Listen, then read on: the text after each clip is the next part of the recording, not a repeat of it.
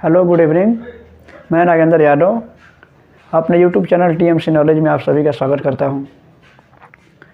आज हम लोग यूरोपीय संघ से जुड़ी कुछ और बातों को देखेंगे। इसके पहले वाले वीडियो में हमने आपको यूरोपीय संघ की स्थापना, यूरोपीय संघ के उद्देश्य और यूरोपीय संघ के अन्य जो है कि जुड़ी हुई कुछ बातों को हमने बताया था जो यूरोपीय संघ से जुड़ी हुई थी।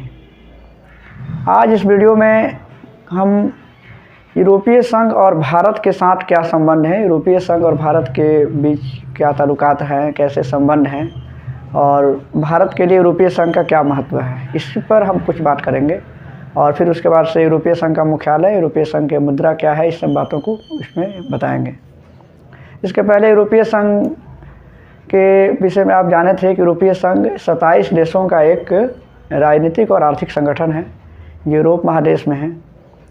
कैसे उनका निर्माण हुआ था उसकी पृष्ठभूमि हम इसके पहले वाले वीडियो में हम बता चुके हैं। तो अब आपको बताना है कि यूरोपीय संघ और भारत के क्या महत्व है, भारत के लिए यूरोपीय संघ का क्या महत्व है, उनके बीच व्यापारिक संबंध कैसे हैं, व्यापारिक अन्य जो है कि जो बातें हैं उससे संबंधित कि व्यापार का क्या रेशियो है, तो इस सब का जवाब इसमें मिलेगा। तो सबसे पहले एक बार फिर से आपको याद दिला दें कि यूरोपीय संघ की स्थापना 1 नवंबर और 1993 को maastricht है ना कि maastricht संधि के द्वारा हुई थी। यूरोपीय संघ की maastricht संधि के द्वारा 1 नवंबर 1993 को इसकी स्थापना हुई थी। 27 देशों का एक ऑर्गेनाइजेशन है, एक संगठन है। अब उसमें बात करना है कि भारत के लिए उसका क्या महत्व है। थोड़ा सा एक और कुछ बात बताना चाहते हैं। भारत के साथ उसके संबंधों का जिक्र करने से पहले कुछ उसके राजनीतिक और सांस्कृतिक और उसके आर्थिक और सैनिक महत्व को जानना भी ज़रूरी है। इसके पहले हम बता चुके हैं कि यूरोपीय संघ 27 देशों का एक संगठन है और आज एक बहुत बड़ा आर्थिक मंच बन गया है। उसके साथ विश्व व्यापार की अपनी एक नीति है और अन्य देशों के साथ भी उसकी अपनी एक सुरक्षा नीति है, विदेश नीति है और काफ़ी सकारात्मक नीति है उसकी। राजनीतिक अगर महत्व की बात करें तो यूरोपीय संघ राजनीतिक रूप से भी काफ़ी महत्व है और संयुक्त राष्ट्र संघ के जो सुरक्षा परिषद है उसमें उसके बहुत से जो सदस्य देश हैं वो अस्थायी और अस्थायी सदस्य के रूप में हैं। अस्थायी सदस्यों की बात करें तो ब्रिटेन और फ्रांस सुरक्षा परिषद के अस्थायी सदस्य हैं।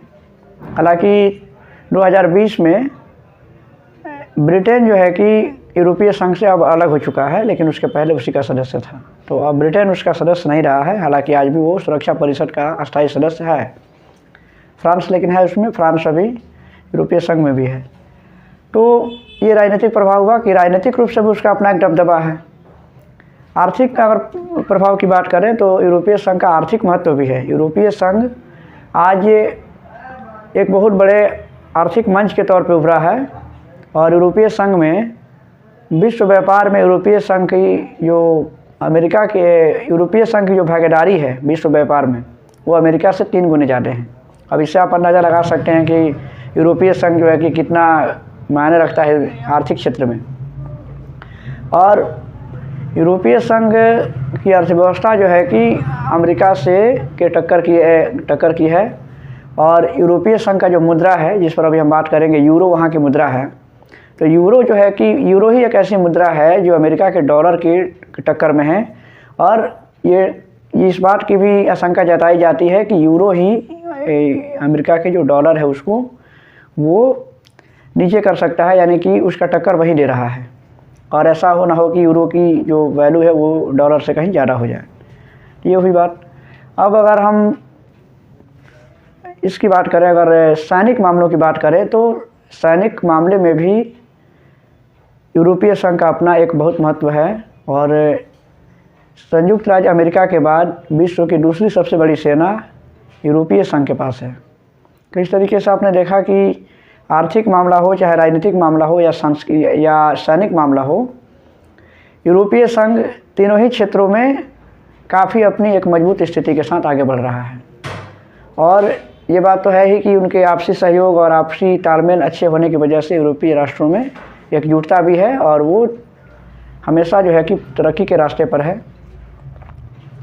अब इसमें भारत के संबंध में हम ज़रा देखें उसकी क्या भूमिका है, भारत के संबंध उसके क्या है। भारत के साथ उसका व्यापार अच्छा है, भारत में वो पहला विदेशी निवेशक बन के उभरा है, भारत में यूरोपीय संघ। भारत के लिए यूरोपीय संघ का महत्व में अगर देखें तो काफ़ी महत्वपूर्ण है भारत के लिए भी यूरोपीय संघ। इसमें यूरोपीय संघ देखिए शांति को बढ़ावा देने माने भारत में, और रोजगार सृजित करने, आर्थिक विकास को बढ़ावा देने में, और देश भर में सतत विकास को बढ़ावा देने के लिए भारत के साथ मिलकर काम करता है। इतने सारे बिंदुओं पर काम करता है कि वो शांति को बढ़ाने के लिए, रोजगार सृजित करने के लिए और आर्थिक विकास को बढ़ावा देने के लिए ये भारत के साथ काम करता है। और देश भर में जो सतत विकास की प्रक्रिया है उसके साथ भी, उसके लिए, उसको आगे बढ़ाने के लिए भारत के साथ मिलकर काम करता है। अब दूसरा इसका बिंदु है कि यूरोपीय संघ के साथ भारत का जो द्विपक्षीय व्यापार है वो 2021 में 2021 और 22 के समय में 116 बिलियन डॉलर से भी अधिक का था। ये भी कमाल की बात है कि यूरोपीय संघ के साथ भारत का द्विपक्षीय व्यापार शुरू हुआ और 2021-22 के समय में 116 बिलियन डॉलर से अधिक का जो है कि वो व्यापार इन दोनों के बीच में द्विपक्षीय व्यापार हो चुका है। और इसके बाद है यूरोपीय संघ भारत में पहला विदेशी निवेशक बन गया है। पिछले दशक में अगर एक दशक की बात करें तो भारत और यूरोपीय संघ के बीच का जो विदेशी जो निवेश करने का जो रेशियो है पहले 8% था, लेकिन अब वो जो है कि 18% चला गया है। यानी कि 8% से सीधे 18% की वृद्धि हुई है, सीधे 10% की कम से कम वृद्धि हुई है। तो भारत में जो है कि यूरोपीय संघ पहला विदेशी निवेशक बन के उभरा है और पिछले दशक में 8% से लेकर के और 18% तक की वृद्धि किया है। तो इस तरीके से देखते हैं कि यूरोपीय संघ और भारत के बीच के अभी जो वर्तमान जो संबंध है वो काफ़ी अच्छे चल रहे हैं। व्यापारिक भागीदार की बात करें तो भारत का इसके अगर पिछले 2-3 सालों के अगर जिक्र किया जाए तो भारत का सबसे बड़ा व्यापारिक इसके पहले वाले 2020-21 के समय में चाइना, फिर उसके बाद अब अमेरिका है। यानी कि चाइना पहले था अब, लेकिन अब जो है कि भारत का सबसे बड़ा व्यापारिक कोई माने अगर बिजनेस पार्टनरशिप में है तो अभी अमेरिका है। अमेरिका के साथ भारत का व्यापारिक भागीदार काफ़ी अच्छा चल रहा है और अब वो सबसे बड़ा व्यापारिक भागीदार है। लेकिन अमेरिका के बाद अगर देखा जाए, अमेरिका के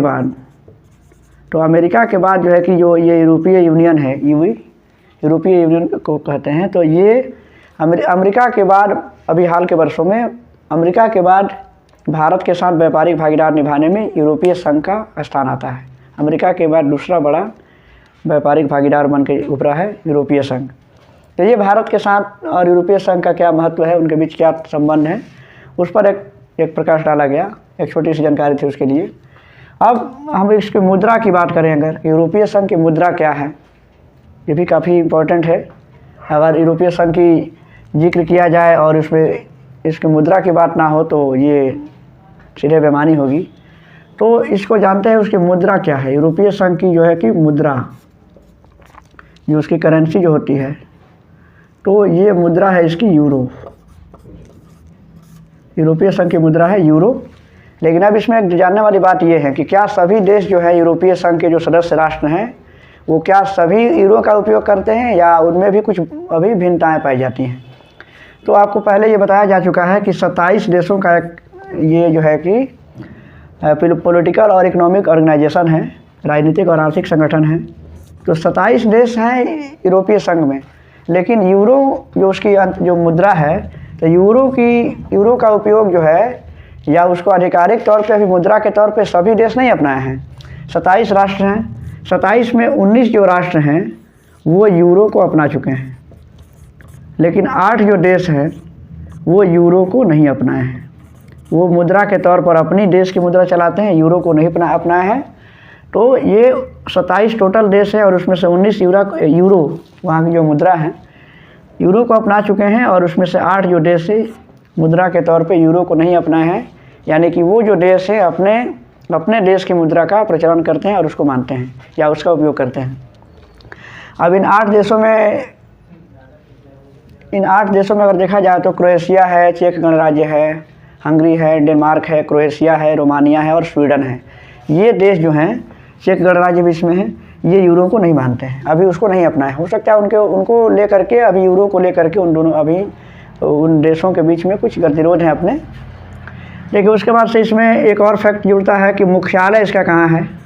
मुख्यालय, यूरोपीय संघ का मुख्यालय कहाँ है, तो इसके उसका मुख्यालय है बेल्जियम की जो राजधानी है वो है ब्रुसेल्स। तो इस तरीके से यूरोपीय संघ का ब्रुसेल्स, यूरोपीय संघ का मुख्यालय है ब्रुसेल्स में, जो है बेल्जियम में। बेल्जियम, यूरोपीय संघ का मुख्यालय बेल्जियम यानी कि ब्रुसेल्स में है, जो बेल्जियम की राजधानी है। ये बात हो गई। अब ये भी बात इसमें है कि यूरोपीय संघ का अपना एक झंडा भी है, अलग झंडा है उसका। तो यूरोपीय संघ जो है 1 नवंबर और 1993 को स्थापित हुआ। इसका अपना एक झंडा है। अब इसके झंडे की बात करें तो यूरोपीय संघ का झंडा कैसा है, तो यूरोपीय संघ का झंडा है कि एक ब्लू कलर का एक पृष्ठभूमि है, वृत्ताकार गोल, मतलब एक ब्लू कलर के पृष्ठभूमि पर इसमें जो 12 स्टार्स जो हैं, 12 माने तारों का समूह है जो वृत्ताकार पथ पे हैं, 12 तारे हैं। तो ये जो है यूरोपीय संघ का झंडा है। इसमें कितने तारे हैं, 12 तारे हैं। यानी कि यूरोपीय संघ के झंडे में ब्लू बैकग्राउंड पे यानी कि नीले पृष्ठभूमि पर 12 तारों का एक समूह है जो वृत्ताकार हैं, यानी कि गोल स्वरूप में है। और ये कहा जाता है, ये इस बात का प्रतीक है कि यूरोपीय संघ में जो 12 जो पहले प्रारंभिक इसके सदस्य थे, तो उनकी एकता और आपसी तालमेल का वो प्रतीक है कि यूरोपीय संघ के जो राष्ट्र हैं, जो संघ राष्ट्र हैं या जो सदस्य राष्ट्र हैं, वो आपस में काफ़ी तालमेल के साथ और आपसी सहयोग के साथ रहते हैं। तो ये यूरोपीय संघ से जुड़ी हुई कुछ इंपॉर्टेंट